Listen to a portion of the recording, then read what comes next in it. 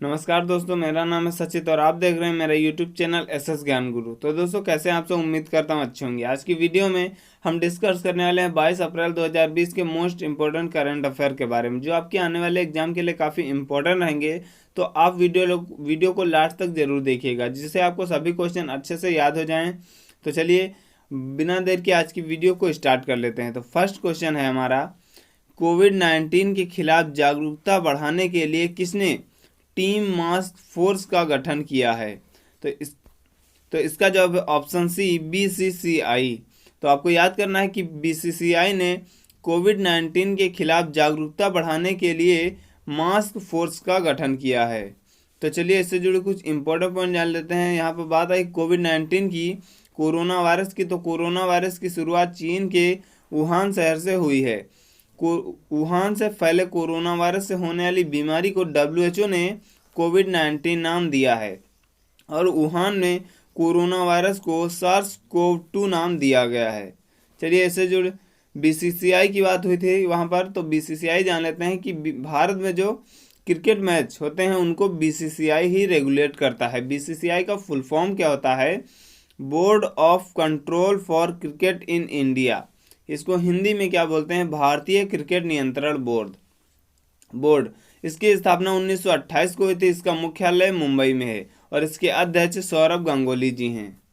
चलिए इसके जो सीईओ हैं राहुल जौहरी हैं और इसके उपाध्यक्ष महिम वर्मा जी हैं और सचिव जयशाह जी हैं और पुरुष टीम कोच रवि शास्त्री जी हैं और महिला टीम कोच WV रमन हैं। चलिए नेक्स्ट क्वेश्चन की ओर बढ़ते हैं कि हाल ही में विश्व पृथ्वी दिवस, वर्ल्ड अर्थ डे कब मनाया गया है? तो इसका जो ऑप्शन डी, 22 अप्रैल। तो आपको याद रखना है कि 22 अप्रैल को विश्व पृथ्वी दिवस मनाया गया है। तो चलिए इससे जुड़े कुछ इंपॉर्टेंट पॉइंट जानते हैं। इस दिवस को मनाने का उद्देश्य क्या है? इस दिवस का उद्देश्य पृथ्वी पर रहने वाले जीव जंतुओं, पेड़ पौधों को बचाने और दुनिया भर में पर्यावरण के प्रति लोगों में जागरूकता बढ़ाने के लिए हर वर्ष 22 अप्रैल को विश्व पृथ्वी दिवस मनाया जाता है। इसकी थीम क्या है? क्लाइमेट एक्शन, जलवायु क्रिया। चलिए अब यहाँ पर दिवसों की बात हुई तो अप्रैल महीने में जितने भी महत्वपूर्ण दिवस हैं उनकी बात कर लेते हैं। तो 1 अप्रैल को उत्कल दिवस मनाया जाता है। 2 अप्रैल को विश्व आत्म केंद्रित जागरूकता दिवस मनाया जाता है। 5 अप्रैल को राष्ट्रीय समुद्री दिवस मनाया जाता है और 6 अप्रैल को अंतर्राष्ट्रीय खेल दिवस मनाया जाता है। 7 अप्रैल को विश्व स्वास्थ्य दिवस मनाया जाता है। 10 अप्रैल को विश्व होम्योपैथी दिवस मनाया जाता है।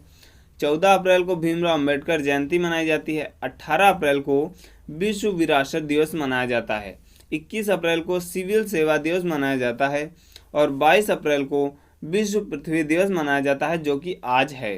23 अप्रैल को विश्व पुस्तक एवं कॉपीराइट दिवस मनाया जाता है। 24 अप्रैल को राष्ट्रीय पंचायती दिवस मनाया जाता है। 25 अप्रैल को विश्व मलेरिया दिवस मनाया जाता है और 29 अप्रैल को अंतर्राष्ट्रीय नृत्य दिवस मनाया जाता है। चलिए नेक्स्ट क्वेश्चन की ओर बढ़ते हैं।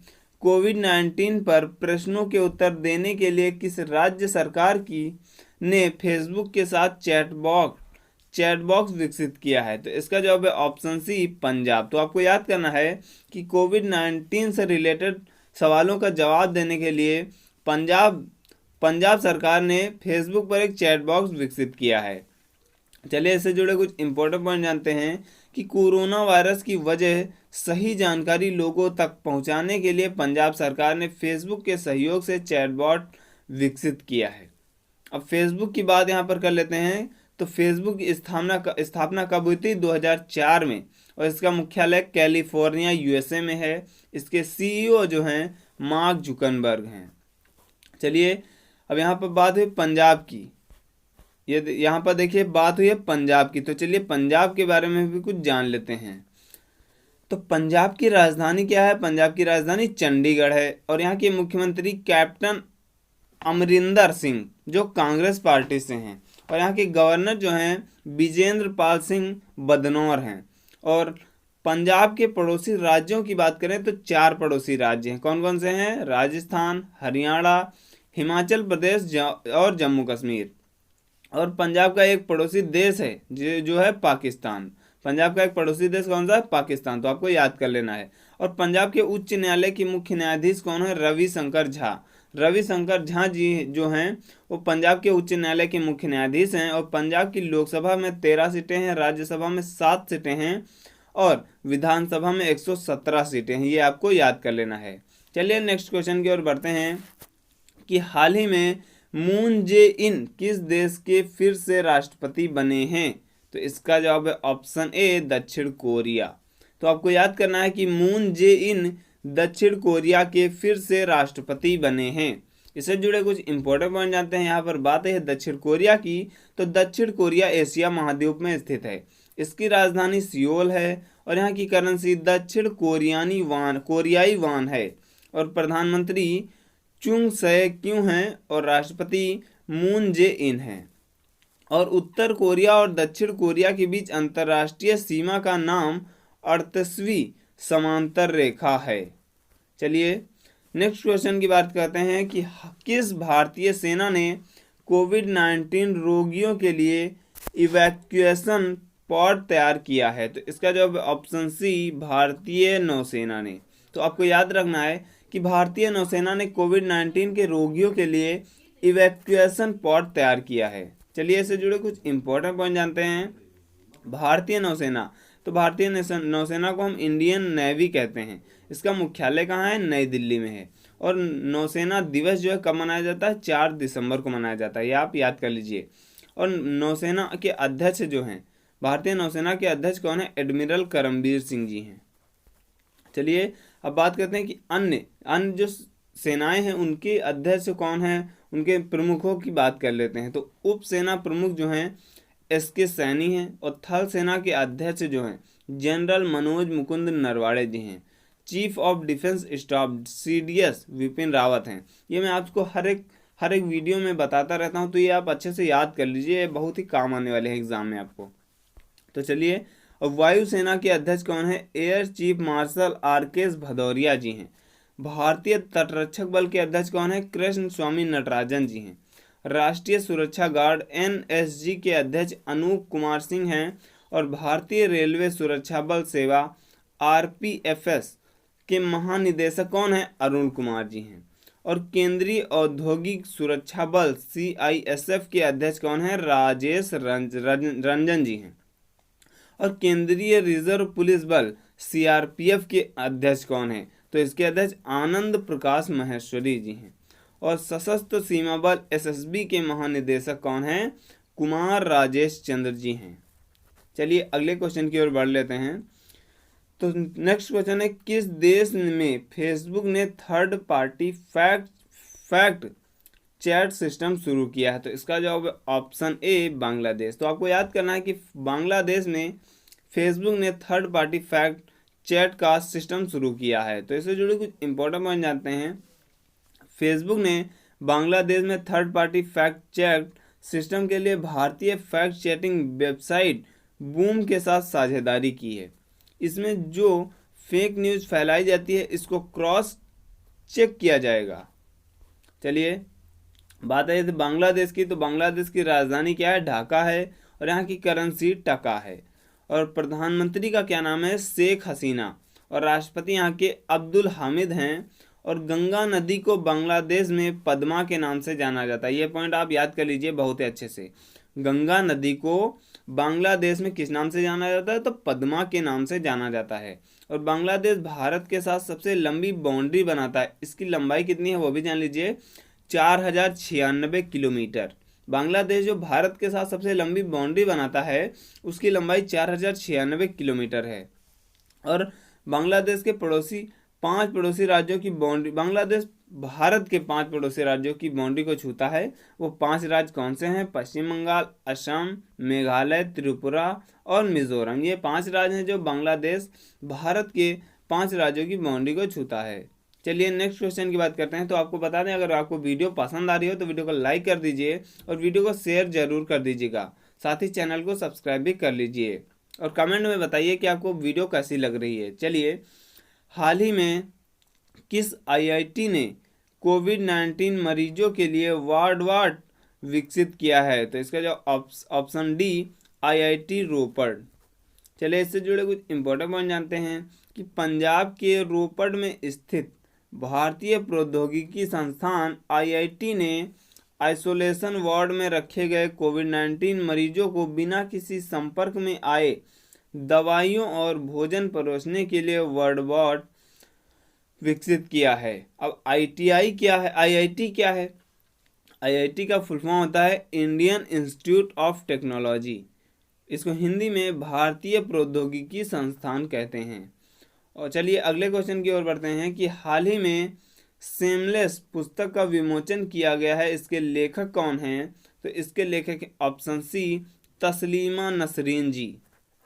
तो आपको याद करना है कि हाल ही में सेमलेस पुस्तक का विमोचन किया गया, उसके लेखक कौन है? तो तस्लीमा नसरीन जी उसके लेखक हैं।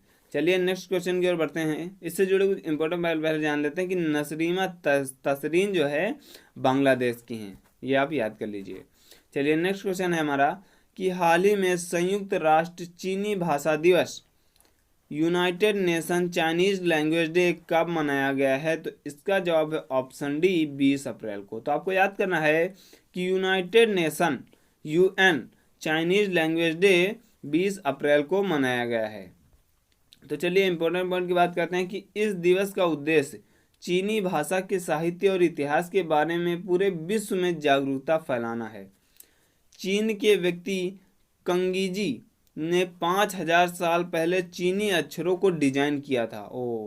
5000 साल पहले कंगीजी ने चीनी अक्षरों को डिजाइन किया था और यह दिन कंगीजी को श्रद्धांजलि देने के लिए 20 अप्रैल को मनाया जाता है।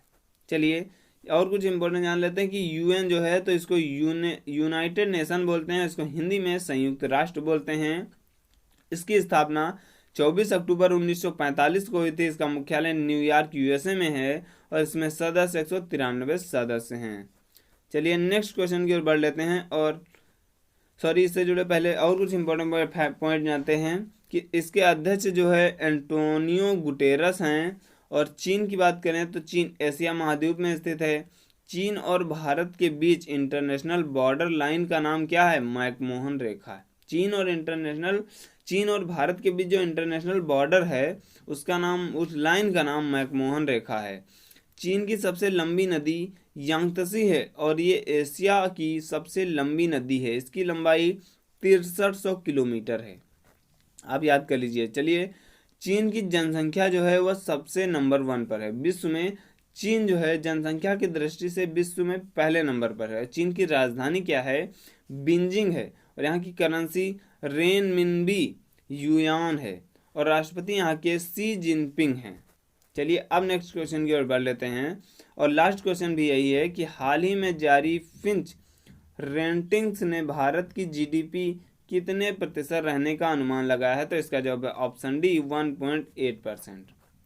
चलिए इससे जुड़े कुछ इंपॉर्टेंट पॉइंट जानते हैं। जीडीपी क्या है? तो जीडीपी का पहले फुल फॉर्म जानते हैं, ग्रॉस डोमेस्टिक प्रोडक्ट। इसको हिंदी में सकल घरेलू उत्पाद कहते हैं।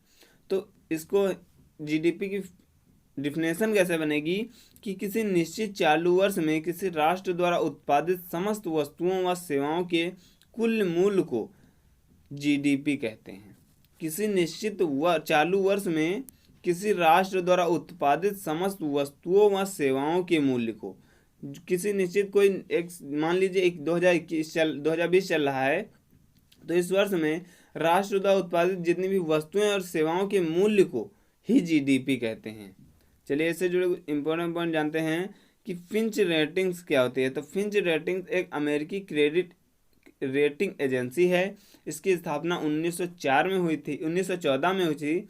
इसका मुख्यालय न्यूयॉर्क यूएसए में है और इसके सीईओ पॉल टेलर हैं। बस दोस्तों आज की वीडियो के लिए इतना ही, मिलते हैं कल की ऐसे ही करंट अफेयर में। तो अब अगर आपको वीडियो पसंद आई हो तो वीडियो को लाइक कर दीजिए, चैनल को सब्सक्राइब कर लीजिए और वीडियो को शेयर कर दीजिए। कमेंट करके बताइए कि आपको वीडियो कैसी लगी, कमेंट करके और शेयर करके जरूर दूसरे लोगों तक पहुंचाइए।